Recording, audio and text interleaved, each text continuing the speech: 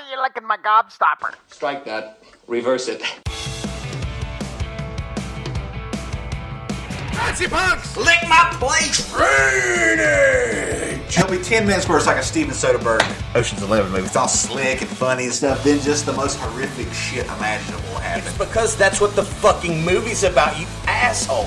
This fucking guy. The Tree of Life is freaking awesome. I'm sure you think it is. Fade it to black. Oh, you are fucking this up. Neon slime. Gangster movie douchebag. Well, forget about it. Yeah, forget about Been it. cinematique where I like, I like the sets and I like all that stuff. What did you say? Cinematique?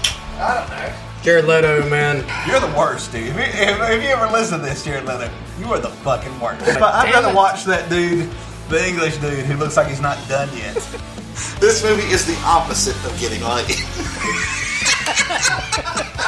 Thank you to all our listeners who have been listening to us for over a year now. Subscribe to us on Apple iTunes, Spotify, YouTube, and any other platform that has podcasts. Visit our Patreon page, become a Patreon to get more additional content.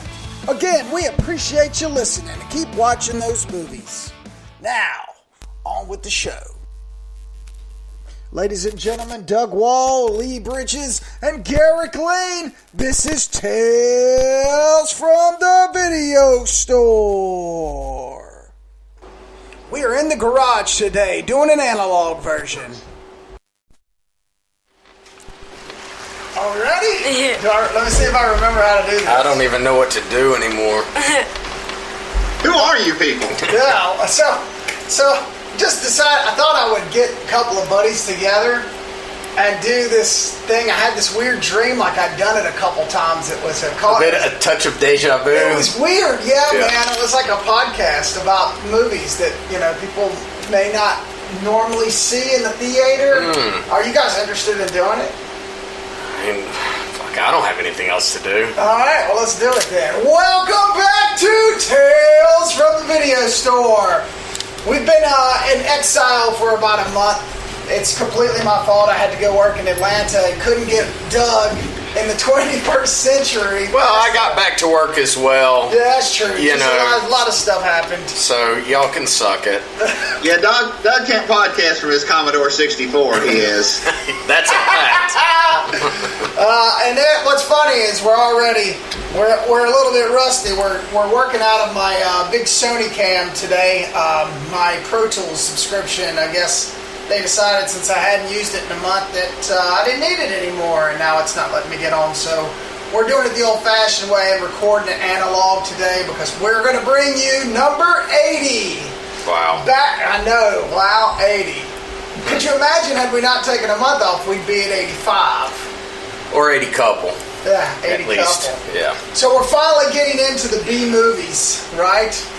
I believe so. Yes. After just you guys, it's going to be about a 5-hour show because everybody's watched like 26 movies. But we'll try to get through it as fast as possible. Lee, you want to introduce one of your favorite directors' movies this week?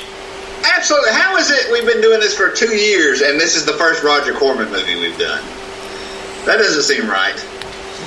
But yeah, this is sort of, if you're listening to this show, you know who Roger Corman is. I'm not going to, bore you with that.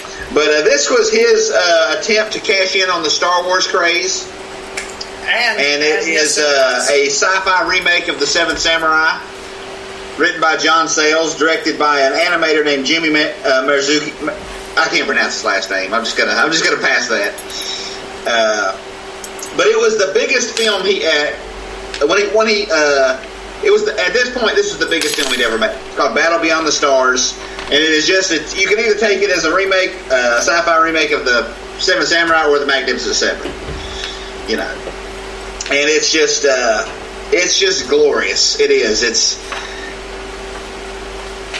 glorious. It's gloriously Corman. Yeah, it is. Absolutely. But there's like in the documentary Corman's World, he said in 75 when Jaws came out, he was a little worried. He's like, because that's just a big budget monster movie. He's like, that's what I do. And he said that kind of worried him. But he's like, I'm not worried that much because I still have sci-fi movies. And then 2 years later, Star Wars came out, and he was like, well, I'm screwed. They figured it out. They figured out how to do what I do, but do it on a much bigger scale and much better. Yeah. And so this way, like, it took him 3 years to, come up with his own version. But it's a story of a young farm boy from another planet who goes in search of a group of warriors to defend his planet against John Saxon and his spaceship, which is very much not the Death Star, even though it pretty much is. It's a cheap Star Wars ripoff, and I would rather watch it than any Star Wars movie released in the last 25 years. It's so much a ripoff of the Magnificent Seven that Robert Vaughn just plays the same character in space for the Magnificent Seven.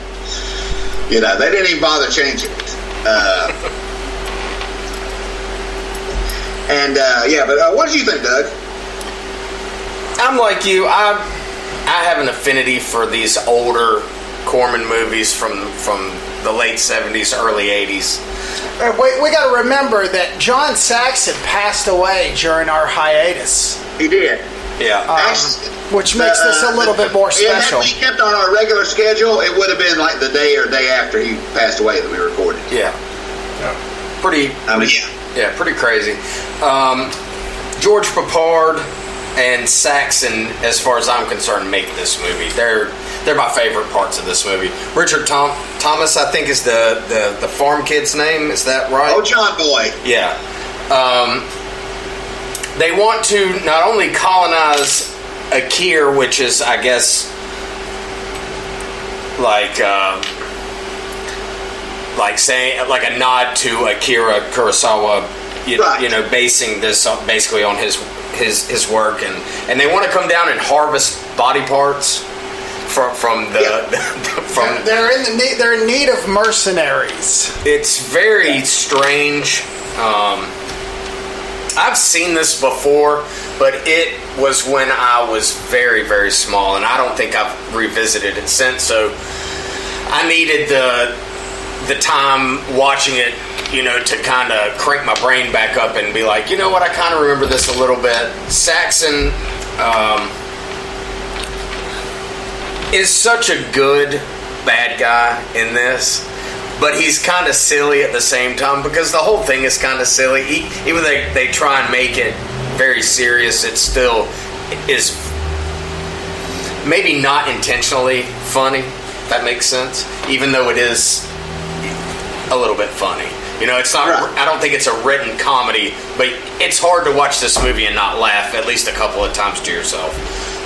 My favorite part of the movie is Cowboy, who is played by George Papard. He has like a Batman style utility belt that produces scotch, ice, and water on command, and that to me was the best part of the whole movie. And when the doors opened and closed on the spaceship, it sounds like Darth Vader doing his breathing. Right. Which I thought was cool too. Just little things like that little nods to things that I thought was cool. So what my favorite moment in the movie is, Doug? Is throughout the movie, George Papard, like you said, he has a belt that is also a mini bar, and throughout the movie he's drinking scotch and water. Yeah. And at the very end, when the big battle is going to happen, he just pours a glass of straight scotch, and one of the people on the Akira looks at him and says, "You forgot the water," and he just looks at him and says, "No, I didn't." No, I didn't. Yeah. But he's he's great. John Saxon is just I guess his character is dying and just needs fresh body parts. Yeah. Is just he constantly needs to be refreshed with new organs and limbs and things like that. And there's actually a lot of really cool aliens in the movie. There's a group of aliens that are, I guess they communicate through temperature. They're a heat-based species. My favorite are the ones that have the hive mind, the guys who are all white with the eyeball in the center of their forehead. They all share the same thoughts and feelings and stuff. With the paint messed up on their head. John Saxon captures one of them, and they transport his arm onto him. And so the other aliens basically make, a throat slashing motion and try to get John Saxon to slit his own throat. Yeah. And there's a lot, like I said, it is cheesy in a very part, and a lot of parts very goofy. But I will disagree that they didn't know that it was supposed to be funny, because my main reason for that is because the spaceship had tits. It did. That was intentional. I mean, there was somebody on the crew who thought it was funny. Yeah. And but yeah, they're just it's fun basically. Yeah. There's nothing heavy about this movie, even at its most dramatic. It's silly and just people in silly costumes running around. But it's got John Sayles wrote a lot of really great dialogue in it. This is back when he was just churning out movies like this and Alligator and The Howling on a weekly basis. And if you've never seen it, I cannot recommend it enough. Garrick, what'd you think? What'd you think, Garrick? Well, I went under. Hello. Cool with my work. I'm sorry, folks. This one probably sounds like we're doing it in the garage. What is it? I don't know. There's some dude standing on the front with weed whacker. Oh, he's probably cut my yard. Yeah, I apologize, folks. It's going to sound like we're doing this one in garage days, but anyway, I'm with you guys. It was fun. It's awesome. My big question, I mean, when John Sayles writes this, and it's great, but it's still B-movie. Who was watching it? Do you think that there was an audience for this back then, or was this the ones that they just pumped into the drive-in and had people come and pay $5 for and leave halfway through going, this isn't Star Wars? I mean, I know now movies like this have a following, and Lee is he's the treasurer of one of those followings, but there's people out there. I mean, I wonder if there was that much of a following back then.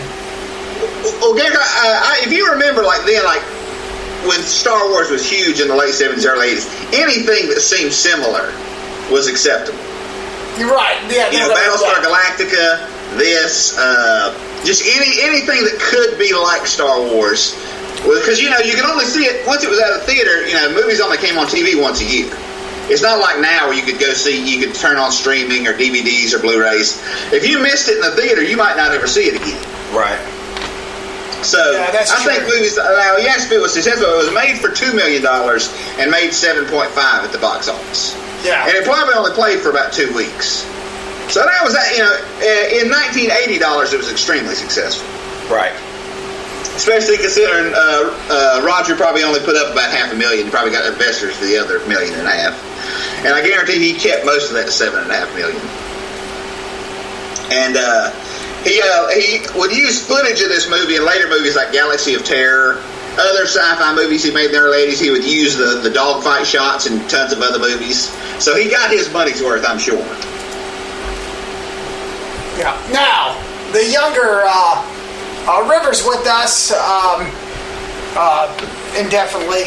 He'll be going back. He'll be doing band and going back to school every day very soon, so he'll miss out on this when that happens. But he's here today, and this is a whole new generation. Yeah, let me tell you, you probably did not like it, right? After seeing movies like The Avengers, this movie doesn't add up or stand up in your book, does it? In my defense, I am younger, so it's the cooler things to me are newer, cool, good effects things. This is the kid that told me that Raiders of the Lost Ark looked fake. It's a good thing you didn't say that here. Okay, I was 7. I was 7 years old. Buddy, I'm just kidding. Hey, man, this is an open show. Come on. So, yeah, all right, and that's fine. No, I agree. And you're probably going to disagree with us. You're probably going to say, this movie sucked. I will say this. I did enjoy it just for how goofy it was. I thought it was pretty goofy, and I like that kind of style, especially because it's a space movie being goofy, which I can respect. All right. Well, hey, man, that is. And you don't know who Roger Corman is. We're going to have to get you. When you get a little bit older, man, I'll turn you on to some more of his stuff. Alfred Hitchcock. Bring you into some of the first-time cinema stuff. But, yeah, it's a must-see. I mean, it's a must-see. And it makes me jealous because I'm can you make a movie like that? Let's see. What's the big movie now? what was the big movie that just came out and made a ton? Oh, I guess it was the Avengers. Can Roger Corman make the Revengefuls and do something like this now and make any money? I don't think, not really. See, that was the thing. Then he was still putting movies in theaters. So as far as moviegoers went, all the movies were equal. You know, like you said, you saw the poster for this and it looked amazing. You didn't know if it was going to be as big as Star Wars. I mean, you had no way of knowing. You know, but now, like all these movies, they either go like straight to DVD or on the Sci-Fi Channel. So really, there's no way he can compete now compared to how he did in 1980. That's true. That's very true. He's not going to make near as much. Yeah, he could do it just to do it, but he's not going to have the financial windfall that he would have, 35 years ago. Not even close. And then everything's social media and trailers, and the trailers of that movie. If you cut together a trailer of that and you put it up, people would be like, "I'm not going to see that movie." Right. It would take Rotten Tomatoes. It's funny. Bill and Ted's, the new one. Bill and Ted's Face the Music. I cringed the whole time, even though it was Bill and Ted. And it turns out that it's got like a 9, and I know you don't believe in Rotten Tomatoes, but it's good. Everybody's saying that it's great. And I'm like, that would be the only way it's going to make money is for everybody to say that it's great and go see it. Right. Because if it wasn't great, it would bomb. And it would feel the same way. Have you seen the reviews for the New Mutants, on the other hand? Last week it had an 18 on Rotten Tomatoes, and now it has a 32. So it's moved up. So, does anybody know what the critics said about this movie? I think it got fair to mixed reviews. Yeah, I think it was. I would say it was probably panned. This isn't Star Wars. That's the letterboxd of it. This isn't Star Wars. Right. It got a 42 on Rotten Tomatoes. Oh yeah. Yeah, that's about right. That's about what I would figure. That's Roger Corman. That's not bad. I mean, anything from like 5 to 50 is where I expect to find a Corman movie from the 70s or early 80s on Rotten Tomatoes. Yeah. I just think, like River, and it's not a knock against him. I think there are aspects of this kind of movie that he's never going to appreciate. Like you and I and Lee would appreciate it. That was the begin. That was when they started making those effects. It's when they started doing that stuff. Now everything's done on a green screen. Yeah, I mean, you could tell everything was handmade, man, and I appreciate that sort of thing. I think I read that Bill Paxton was a carpenter on the set. Yep.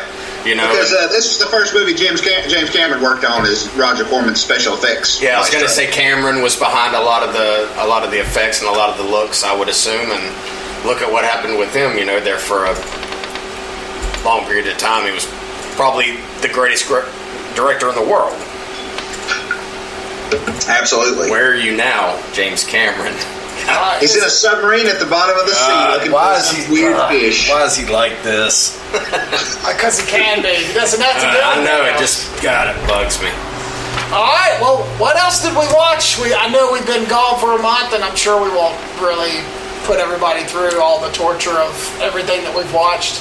But go ahead, Doug, man. I know you watched some stuff. I watched a couple of things. I watched one thing that is a John Sayles, Roger Corman that I saw was on HBO, and I hadn't sat down and watched it start to finish since I was a kid.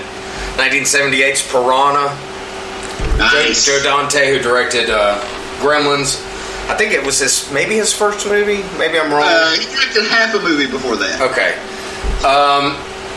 Just trying to make a buck off that Jaws fear and love and that kind of mysticism of like what's beneath the water.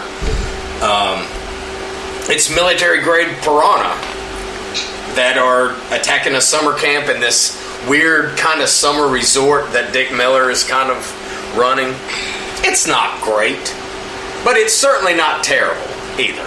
I just like the sound effect that they use when the piranhas come. It's like, yeah. It's a B movie at its best. Full of boobs and just weird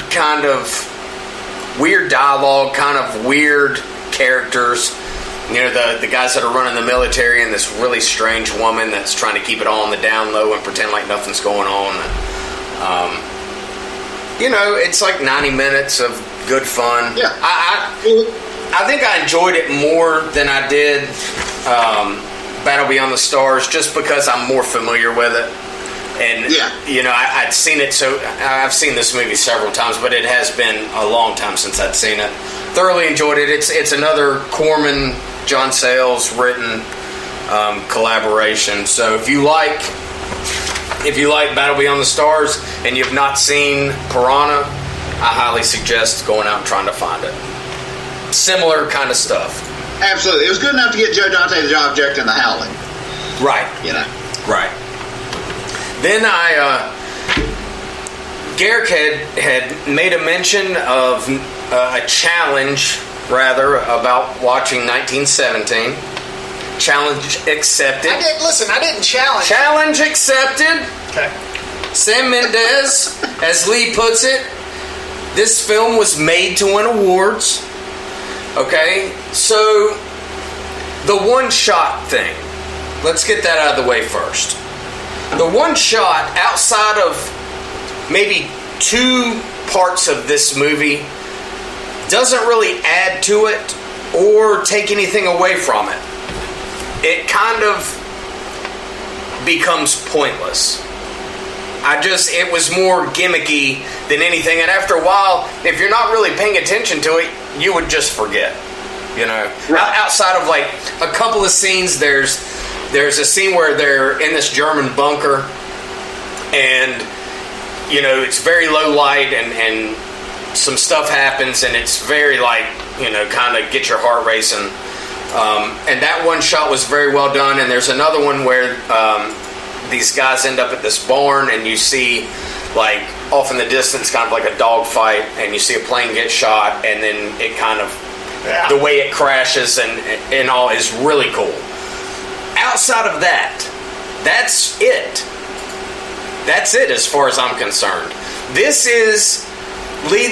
I have nicknamed the Thin Red Fellowship, because that's what it felt like. It felt like a mix between the Thin Red Line and Fellowship of the Rings. Right. So these 2 guys are sent on a mission to save 1,600 soldiers that are the Thin Red Fellowship that are on the verge of basically launching an attack against the Germans under the false pretense of the Germans not being basically setting a trap for them. So they send 2 guys. Why not 5? I don't know. Well, because it's easier. There's no reason. Time is an issue. So they're able to hitch a ride. They find these other soldiers. They're able to hitch a ride to this town, but for some reason they don't offer them any help. They're just like, all right, well, see you guys later. Very strange. Just, the main character gets knocked out. You have no idea, because this whole thing is supposed to be time sensitive. You have no idea what time it is, how much time has gone by. Is this guy too late? He never looks at a compass. I don't know how he knows where to go. He's just zigzagging around this place, getting chased around. Somehow he miraculously kind of falls into this river that takes him basically to where he needs to go, which is to go meet Beetlejuice Cobblepot, otherwise known as Benedict Cumberbatch, who of course is in this for 45 seconds, because he had to be, of course. Look, it looks fantastic. It looks as good as a World War I movie could look, without a whole lot of trench battle.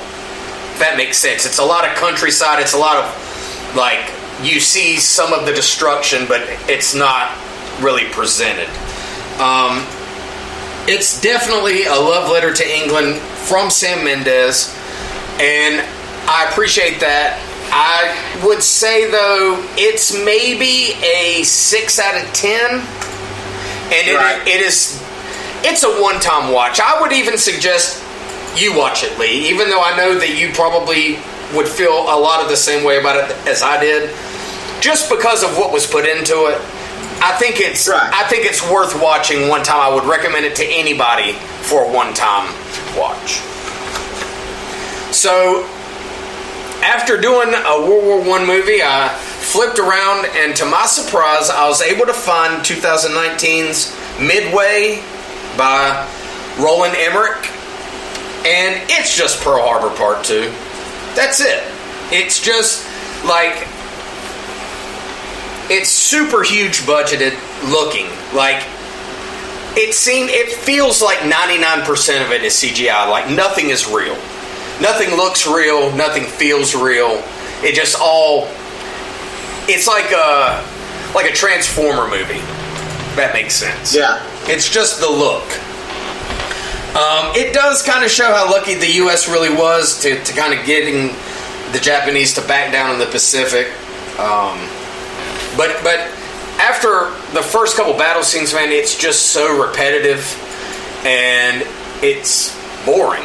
Like, I kind of lost step with kind of what was happening after a few times. They did a lot of really strange sequences where they would, for instance, they would follow a plane taken off from an aircraft carrier, and you know it's getting ready to do some stuff. It's going to drop this bomb, and they would drop these like torpedo bombs where they would get real low and drop it on top of the water, and it would skid across going towards one of these Japanese destroyers, only to miss, and then they would go to another scene, and they probably did a similar thing to that where they would follow somebody failing at least 4 or 5 times, and it just made for a really odd. I think that's part of the reason why I stopped watching it about an hour and maybe 15 minutes into it, because it's like they would build these guys up and then they would fail, and it just left me kind of wanting more. Look, I can't really even recommend this to anybody, to be quite honest with you. I mean, unless you just love Emmerich and you just love the way he does this big, his big kind of whatever scenes, because that's what it that's what it really boils down to. It's a lot of big whatever scenes. There's not a whole lot of. I just say that if anybody listening loves Roland Emmerich, go ahead and shut off the podcast now. Yeah. It just didn't do it for me. If you're a big history buff and you're obsessed with Pearl Harbor and you love Pearl Harbor the movie, then give Midway a shot. But stop listening to the podcast. And that's what I watched. Right, because that dude sucks. Yes. You're the worst, Emmerich. You're the freaking You're worst. the fucking worst. All right, well, let me go then. Yeah. All right, Let me Garrick. go. 1917. I agree with you. I think that's hilarious, the Thin Red Fellowship. Did it not feel like that? I'm going to appreciate everything you said, 100%. I think that you and I enjoy technical stuff a little bit more than you do. So when a movie like that, where everything feels like it's happening right then and it never stops, and you feel like they built this big, huge set right there in a field somewhere in England and did this whole thing, I appreciate that probably more than the story. Did this movie shot the way that it is and meant to give you that like in the dirt feel? Did this movie feel more realistic and more like you were there than Saving Private Ryan? No. Not even close. Not even close. Right, okay. But I wonder why that is, though. Why is that? I don't know. It was an entertaining movie, and I love the end with the greatest part was the end when he pulled the picture out of his parents or of his wife and kid. I don't know. It was good. It was entertaining. I agree with you wholeheartedly, but I also appreciate the technical aspects of the movie probably much more than you would, and that's. Oh no, I appreciate it. It's just for me, that can't be the movie. Right. There has to be more than just that. Well, it's like that movie, The Artist, that came out. Remember that one, Lee? The black and white one that was... What, 2014? Yeah, that was the movie was abysmal, but because it was black and white and it was shot like the old-fashioned, that was half the battle for me. It was half the reason that I enjoyed it and thought it was, opera of cinema, because it was different. Right.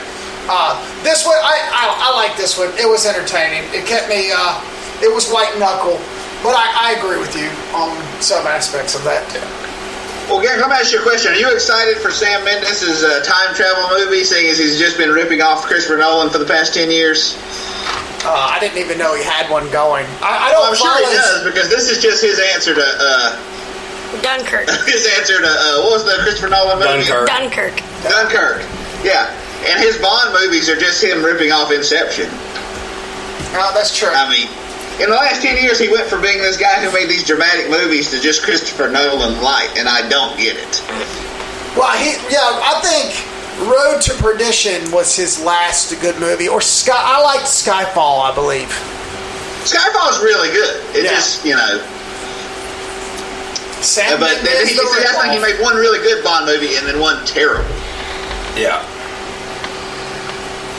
Yeah, so he's a very inconsistent director. And Road to Perdition absolutely is his best movie in my estimation. It's not even close. Yeah, that's one of my favorites.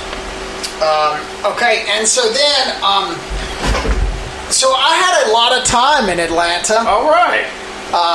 The Airbnb that I was staying at intermittently went out of power here and there, just randomly for hours.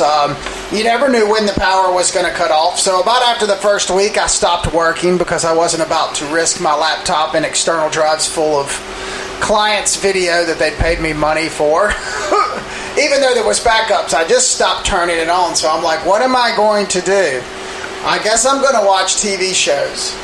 I did watch, and this one we don't have to review because we've talked about it so many times, but I did watch True Detective Season 1 all the way through. The probably perfect TV series, most perfect TV series. Every time I watch it, I look to try and find something about it that I don't like. You can't. And I fail every time. You can't. It's perfect. That was only my second time through it, and it was better that time because you see a couple, like when Matthew McConaughey, I just lost his, it's been a while, it's been 3 weeks, but what, I can't even think of his name. Anyway, McConaughey's character is talking to the dude on the lawnmower. Yeah. And Harrelson's honking the horn saying, come on, let's go. Yeah, I missed that. And the first time through, and at the end, he says, I saw him on the lawnmower. And I didn't know it. The first time through, I didn't, because, it's 8 hours long. I was like, what's he talking about? This time, I'm like, oh, he did see him. That was him. Yeah. He had him. Yeah. Crazy good. The best ever. And now we're not going to get, not that this matters, I'm sure you're going to be like, who cares? But Nick jumped ship from HBO to FX. He should have, because it just... Stop trying to do this. You can't. Yeah. You can't leave. HBO's pressuring you to do a certain thing, and you're obviously it's a one-hit wonder. Yeah, I mean the other seasons of True Detective we've talked about. I know you like them a lot more than I do. I just think that it's just trying so hard to make something that that can even compare with something that's perfect. Yeah. You will fail a lot more times than you'll succeed trying to duplicate something. I would suggest he does something completely different, a completely different style of story. Yeah. To maybe get his creative juices flowing a little bit. Because I didn't like anything after the first season. Well, so with that said, True Detective, I would say, probably up there as number 1. Game of Thrones up there, even with the disastrous last season. Of course, Too Young to Die Old, or Too Old to Die Young. Mm-hmm. Huge hit of mine. Loved it. But I found another one. And you're going to laugh, but you're not going to laugh. Maybe you won't laugh. I got turned on to Yellowstone. Mm-hmm. And it is fantastic. Taylor Sheridan. Mm-hmm. It's perfect. It's almost perfect. The only thing, there's one part. Has anybody watched it? Has anybody seen it? Mm-hmm. It's great. It's Taylor Sheridan, John Linson, Art Linson's son. It's about a rancher who's fighting off Indians who want the land to build casinos, and other guys want to do complexes. This is modern. It's modern, right? And that's where I'm going to go. It's a little sensationalized. There's a lot of fights, and there's a lot of stuff going on in Montana that even as powerful as these guys are, probably everybody's in everybody's pocket and stuff like this. But it makes for really great TV, and I've watched the first 2 seasons, and I'm hooked. It's fantastic. How many seasons are there? 3. It just ended the 3rd season. Cole Hauser, Kevin Costner, Luke Grimes. Cole Hauser's awesome. It's great. I've seen things about it. I just, it's one of those when it's done and it goes somewhere, I'll watch it from start to finish. Yeah, and it's Taylor Sheridan directs some of them, but he writes every one. Nice. I don't know how he's found time, and he's done this. Unlike Nick Pizzolatto, he's managed to do 3 seasons back to back consistently a year. Kept it fresh, and it's amazing. And he's been able to stretch things out, man, and it's damn near perfect. Nice. The landscape, the cinematography is great. Like I said, the only thing I'd say is there's a lot of somebody's fighting. Oh, there's another cowboy punching somebody again. Oh, there's a lot it. It a lot of stereotypes, I guess. It never lets you down. It's kind of sometimes where you're like, okay, enough, dude. We don't need her to be in trouble again. She's been in trouble 3 times in this episode. Right. 3 different things happening, all in a row. But it's great, man. It is a must see. And then I watched. Let's see, one more thing. I watched Batman. The Dark Knight Returns. Now, this is the animated series doing Frank Miller's graphic novel. Lee, are you familiar with Frank Miller's graphic novel of The Dark Knight? Believe it or not, I am. Wow, great. So this is the anime where they copied the graphic novel into an actual animated series or animated movie that was PG-13, had cussing and lots of violence. And it was the same guys that did the Batman animated series, only they did it in the style of Frank Miller, and it was fantastic. I was blown away. It's 2 hours and 25 minutes, and it's Batman animated movie, and it's great. Cool. If you have 2 hours to waste, you should check it out. I know a lot of people like animated movies, or they don't. I'm a big fan. Oh, and I watched on Adult Swim Black Dynamite. The funniest stuff I've ever seen. Not Black Dynamite the movie, but Black Dynamite the animated series. Okay. The animated series is great. Oh my gosh, the stuff that they get away with, it's kind of like Ren and Stimpy. It's how are they getting away with this? I can't believe even Adult Swim is not sending notes back going, man, you can't say that word 6 times. To bring it back to Roger Corman, did you watch the Death Race 2000 episode where they had the race? Yes, against the white guy? Yes. So they had a race car from every race. And, oh God, it's so offensive. And now I don't think that show would fly. This is a 2013 show. Oh yeah, that's what I was thinking. I don't think it would. There's no way. It is double barrel offensive. Well, you guys know me. I love offensive. You've got Howard Cosell's commentary on that race with Muhammad Ali. Just those sound bites alone would turn ears inside out these days. Right. And the thing that Black Dynamite protects is a orphanage where the kids eventually go up to be prostitutes, so it's called a orphanage. And every mention of he's like bitches. He never says girl. He's like, listen here, bitch. Listen here, bitch.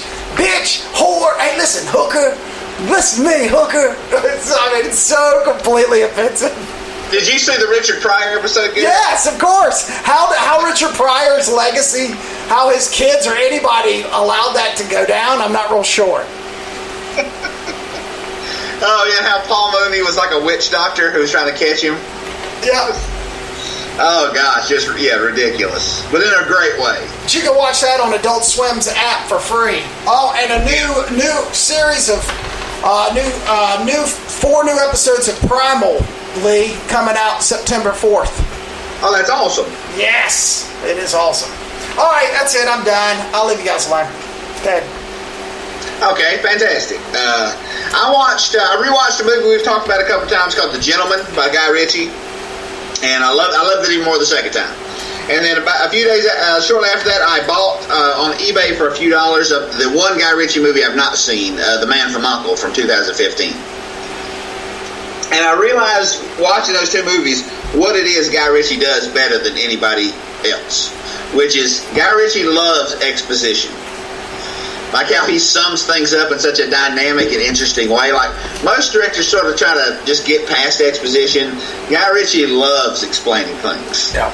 Like the title sequence for Man from U.N.C.L.E. it's all just pictures of newspaper clippings, and it's a red line going from one newspaper clipping to the next. And it starts with the Allies defeat the Nazis and all these things. It leads up to 1960, and then the red line, which is going through this black screen, goes through the last newspaper clipping, and then the black dissolves, and the line becomes the Berlin Wall. And it's just like instead of like having somebody explain what the movie's about, he just gives it to you visually in like 2 minutes. Yeah. And the way he delivers information is just, there's nobody who does it better than him. And just like the sum up of what's going on at the end of The Gentleman, where Matthew McConaughey basically sums up the movie and who did what. It just he's just standing there talking on a dock to another guy, but he makes it so interesting, And I love The Gentleman, but it's a shame The Man from U.N.C.L.E. didn't become a franchise, because it was a really. The movie is nothing. It's everything about it is cool. It looks like it was shot in the '60s. He uses like old Italian movie soundtracks, and it's cool for cool's sake. But in a good, unlike Roland Emmerich, who tries to be cool, this movie actually is cool. Yeah, I really like it. That I watched a movie with one of my least favorite actors. Sort of, I guess, like a home invasion thriller with Kevin James called Becky, where Kevin James actually plays a white supremacist who breaks out of prison and breaks into this young girl's house. You watched that? I did. Wow. I saw it and was like, there's no way I can make it through this. I watched the trailer. I was like, I'm not even going to try. And he's not terrible in it. Yeah. Like, he's like, I cannot, and he's like, I can't stand him. Like, the Adam Sandler movie Pixels, the whole video games coming to life is way more believable than Kevin James being the president in the movie Pixels. That's how. I just don't like it. But it's like an 80-minute home invasion movie. It's basically R-rated Home Alone. And but it's not the worst thing I've ever seen. Okay. But yeah, he's surprisingly good at it compared to how I thought he was going to be. Well, that's something. And I watched a low-budget slasher that recently came out called Open 24 Hours. And it's this girl, her boyfriend was a serial killer, and she set him on fire, and he went to prison. And then she knew, so she got like aiding and abetting, so she was in a mental institution for a few years. And so she gets out and she has to find a new job, and she gets a job working the graveyard shift at this gas station, and her boyfriend escapes from prison. And basically, it's similar to Becky. It is in one central location in this gas station. But, if you want to see a slasher movie, it's not bad. The director tries to do it. He does it as stylishly as he could, and I couldn't figure out why the movie is such a low-budget movie, but then I looked it up, and the movie was shot in Siberia, but for America. Because a lot of the actors had vaguely Russian accents. Like the guy who plays the parole officer, he sounded kind of Russian. And then another actor did, and I googled it. Yeah, it was basically a stretch as dollar because he shot it in Siberia, in a gas station in the middle of nowhere. And I think that's all I watched. Wow. Okay. That's all I watched. Well, River, what did you watch, man? So I'm gonna start off on one of the first things I watched. One night we were looking for some kind of movie or TV show, and Dad put on the first episode of Umbrella Academy. and just straight away I got addicted, and I watched both seasons. The second season's better than the first. I can say that. What's this streaming on? Netflix? Netflix. It's about these 7 kids get born on the same day, same hour, same time. And they all have superpowers, and this super rich millionaire raises them, and they make them superheroes, and they split apart, and they come back to hopefully stop the end of the world. And I just loved it. It's like, I would say teens would enjoy it more than like other people, because it's more of like a teen, like, superhero TV show. Like, it's like a... It's based on a graphic novel. That's what everything is these days. It's crazy. Okay. So I watched that. And then I watched... Who's your favorite character? Number 5. So, yeah, we won't get into that. But then the first thing I watched, I went to the beach. As I told you guys, I went to the beach, and on my way back, I watched 2019's I See You by Adam Randall.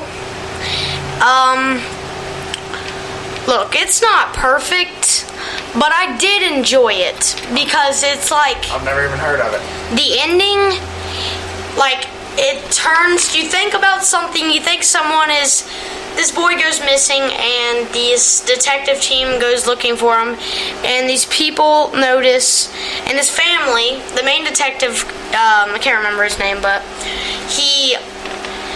his family start feeling like there's someone watching them, and it's Nicolas okay. Cage in it? No.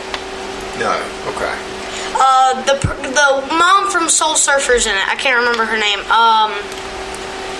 Helen Hunt. Yeah, she's in it. She's the mom, and it's like a family drama. And the ending is the best part. Okay. And you just find out everything, and the ending's awesome. And then I'll get through this one quick because I'm not going to talk about it much. I watched on Hulu 2010's Buried with Ryan Reynolds. That's not a bad movie. Especially at the end when he doesn't live. By Rodrigo Cortez. And this truck driver gets hijacked in Iran, and he wakes up to find that he's buried alive. And it's all just a part of the time trying to get out. The whole movie, he's in the box with a couple of flashbacks. And there's a few scenes where he just freaks out and he's like yelling, and it's just, And your dad just ruined it for everyone. Yeah. So that's right. At the end, you think he's getting out.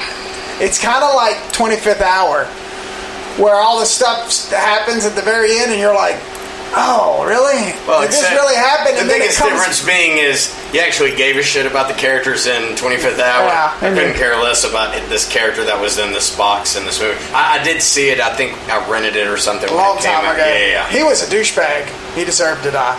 Yeah, I mean, dude, I love Ryan Reynolds. Don't get me wrong. Yeah, we're not talking about Ryan Reynolds. We're talking about his character. Yeah.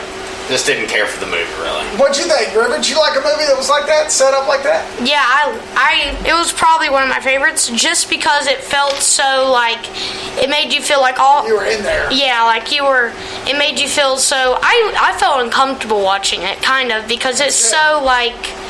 Claustrophobic. Yeah, and you feel so scared for him, and you like really are like, oh my gosh, I need it, like you want him to get out, and then it just all goes haywire. All the stuff, you get excited in the end, because Dad already spoiled it, but in the end, the guy calls him, like, we're 5 minutes away, and he starts getting excited. He calls his wife and says, they're on their way, I'm gonna come back soon, honey, and immediately he gets called, and he says he led us to the wrong person, and it's just awesome. I loved it.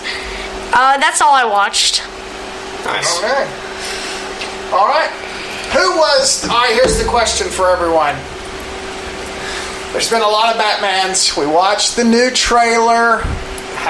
You've got my attention, Robert Pattinson. Pattinson. Who is the best Batman? Who was the best Batman? This is an easy one. Keaton. No. It's Adam West. Get out. Adam West is the best Adam Batman. West was the worst. He's the best Batman. That's Batman. Okay.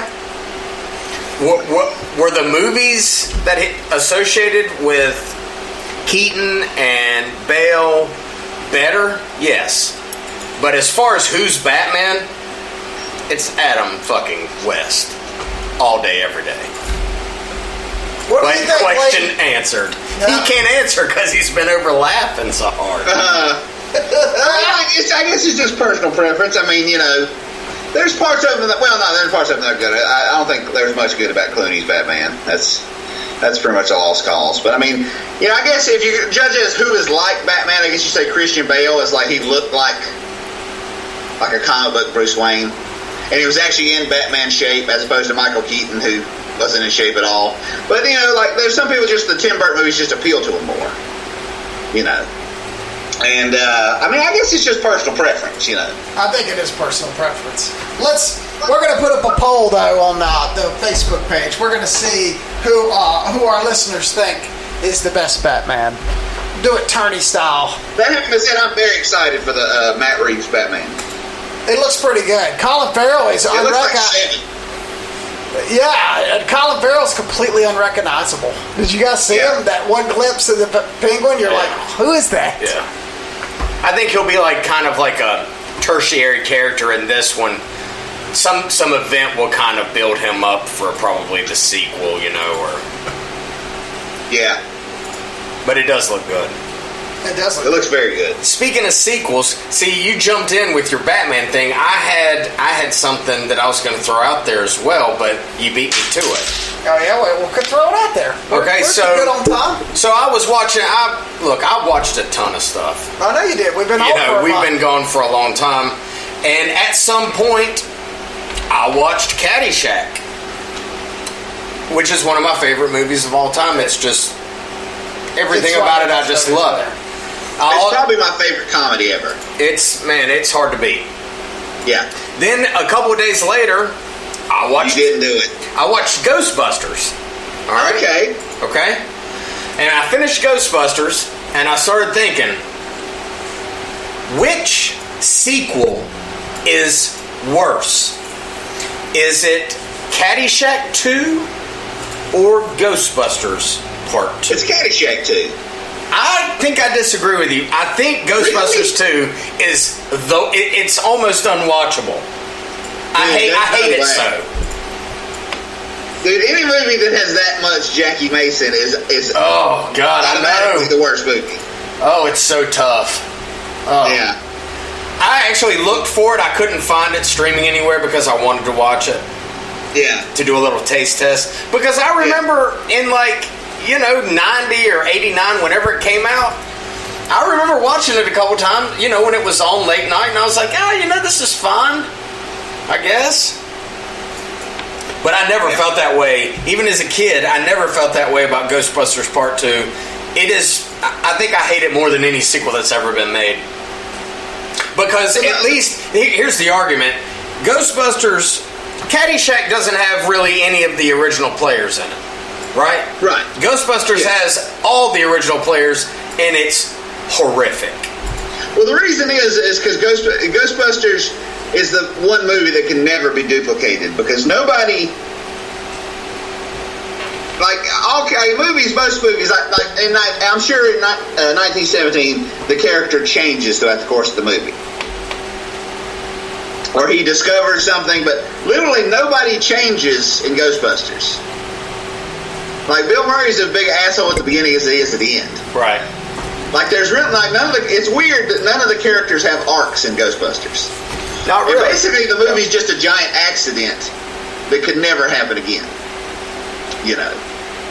Because it's just the effects were perfect. Ivan Reitman was the right director, but literally, the bad guy isn't even the bad guy until the last 25 minutes. Right. They're just kind of goofing off for the first hour and a half. It's a very well made, but it's a movie you could never duplicate.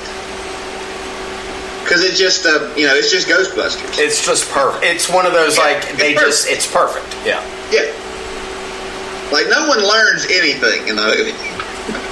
Don't need to learn anything. All I want to see him do is I want to find out who Bust ghosts. I want you to bust ghosts. I want to find out who this Zool is, and Right. and that's it. And Gozer, Yeah, but- that's Yeah. it. But you can't do that twice. You have in a sequel. You have to do something, Right.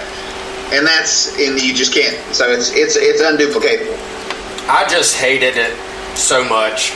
I can't. I'll never get over how much I hate it. The first one was really good. Both of the first ones were really good. Oh yeah. I love Caddyshack so much. They're doing another Ghostbusters, aren't they? Afterlife. But it's going to be men this time. I mean, how Yes, many more? it's a direct sequel to the first one. Oh, really? What do you think? Is that going to be good? No, of course Oh, it's no. not. You can't. But here's the thing: I'm still going to watch it. But you likely say and we've talked about this before. Like you can't. It's the Star Wars thing. Like you bring these characters back, and they're not the same. I'm fine. Like just leave it out. Do your own thing. Whatever. I agree. You know. Like Lee says, I'll watch it. I guess, but I'm not really excited about it. Wasn't it supposed to come out months ago? Yeah, but then the apocalypse happened. But then the end of the world happened, so okay. I thought so.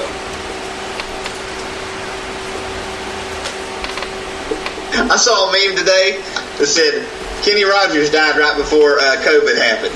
That's some know when to fold 'em shit right there. We are back online, ladies and gentlemen.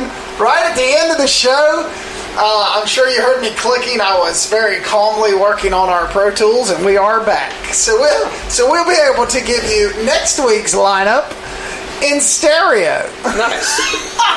Oh man, what a good old software. Yeah, it used to be put a CD in the computer, put it onto the computer, and it would work forever until the computer died. And then if you lost your disc, you were screwed. Now it's perpetual licenses that are all up in the cloud, and if your internet's down, guess what? You're screwed. So, whatever. I have a question. What is this? How do you think looks they're like a going to red do dawn. the rest of Black Panther 2 after the Oh, recent yes, passing that's of it. Chadwick? Yeah, Chadwick Boseman just passed away, our age, of colon cancer. Younger. He's 43. Had been working 4 years with stage 3 colon cancer. Nobody Which knew. means the entire time he was famous, he was dying. Yeah, he was trying to save himself. I will say this: when we watched the Spike Lee Vietnam movie, He looked weird. I could tell something was wrong with him. Yeah, he looked. He didn't look right. He was very skinny. His eyes were very sunk. He looked. definitely. But I didn't realize what it was. I just thought, man, he looks a little strange. I don't know. A lot of people say, just don't do anything with Black Panther again. I kind of disagree with that. And, putting a name out there, even though he was the villain of the first one, I think that Michael B. Jordan would be an excellent replacement if they decided to go in that direction. Yeah, I assume they're going to wait. They'll probably push it back a couple years and just wait a while. Yeah. Because if they announced it within the next year, people would just get upset. Right. It was very, unexpected. Yeah. I woke up or was sitting around and saw that, and I thought, what? That can't be right. Yeah. Initially, I thought it was one of those internet hoax. Yeah. But unfortunately, it wasn't. Yeah. What's crazy is how they were able to. You look like Swayze with that bandana on. Yeah, he does. Red Dawn Wolverines. I've got Roadhouse over here. Swayze's looking at me. I've got River to my right over here. He's got this little bandana on. Garrick's screaming out Wolverines, and I'm thinking this is little baby Swayze over here on my right side.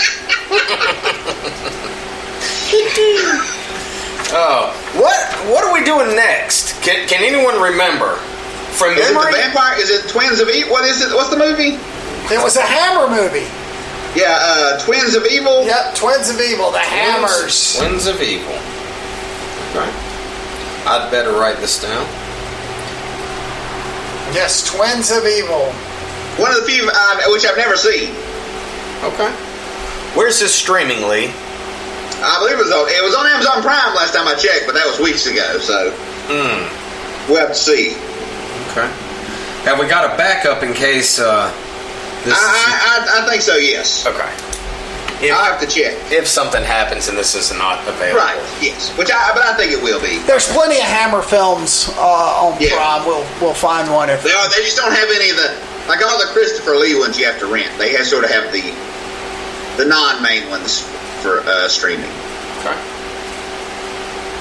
All right, well, this weekend, what's playing at the drive-in at the Golden Ticket this weekend, bud? Oh, you had it. You told me earlier. Bill and Ted 3. Bill and Ted 3, and what else? Saving Private Ryan. Speaking of, what a weird combo. Why? And later this week, they're doing the first one and this third one, I think. I don't know, because I can't do that 3. That makes more sense. Bill and Ted 1 and then Bill and Ted 3. Yeah. That makes way more sense. Yeah. Strange.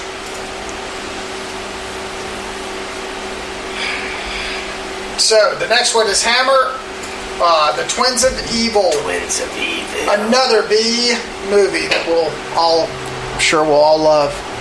Yeah, I don't know it unless I turn it on. I've seen it before. I don't know it by name, so scrap shoot. Well,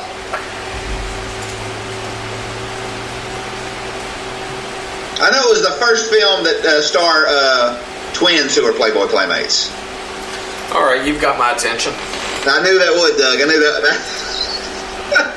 I guess I know what I'm watching tonight. Oh gosh, is this a movie River could even watch? I mean, he could. Should he? I don't know. Yeah. Probably not. I'm going to have to set this one out there, little baby Swayze. Well, Lee's always been the one that goes, well, that's not what I care about. The violence and stuff is what I would care for kids to see. I don't care about the sex. You may be right. I mean, you may be right. It sounds good in principle, but when it's your kid, you're like, well, now, wait a minute. I guess to be fair, I was talking about other people's children. Yeah, exactly. When I watch Friday the 13th Part 2, there's sex in that, and I never thought about that. I just wouldn't go in the woods by myself for a very long time after watching I don't believe that for 1 second. Oh, maybe. I don't remember. Come on. I plead the fifth. Uh-huh. I will say this, though, to any Tales to the Video Store people out there. I went from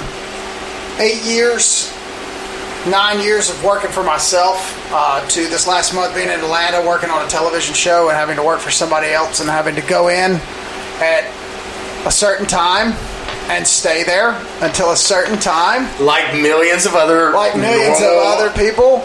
People and do, yes. It really made me appreciate the freedoms that you have. The freedoms that I do have, even though some of the grind is awful and there's days where I hate it. I will say this. I appreciate it a lot more, and if you have a chance, if you are out there and you are an entrepreneur and you're working for yourself and you're struggling or you're frustrated, keep going, because punching the clock sucks. I promise you, it sucks. It's the worst. It's the worst. And then, you know what's funny? It's been so long. I do my own taxes. It's been so long since I've had a check where they take the taxes out, and I'm like, well, now, wait a minute. Where'd all that money go? Yeah. Yeah. Wait a minute. I'm making $1,400 a week, and I'm getting $920 of it. How does that work?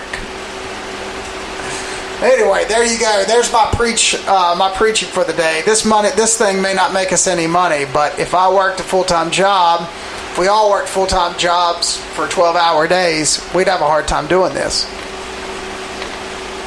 Well, 2 of us do. Yeah. One of us doesn't, and so. Well, okay. So just shut up. Well, I didn't mean it that way. I just meant, I'm just saying, anybody out there who is working for themselves or trying to open a business, man, keep going, because working for the man sucks. Working for the man sucks. I just did a month of it, and it sucks. Yeah. There you go. I remember before you went down there, you were talking about, like, I might move to Atlanta. Who knows? Like a week later, you're like, I gotta get the fuck out of here.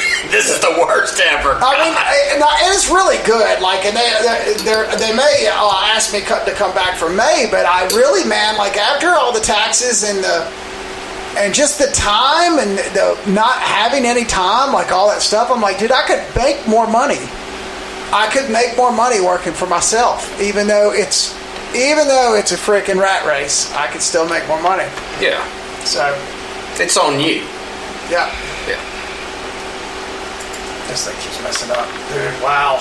Okay, welcome back to Tales from Video Store. We hate Pro Tools. Nothing works. That'll do it for this week, guys. We will see you promptly next week for our next film in B Movies. Twins of Evil.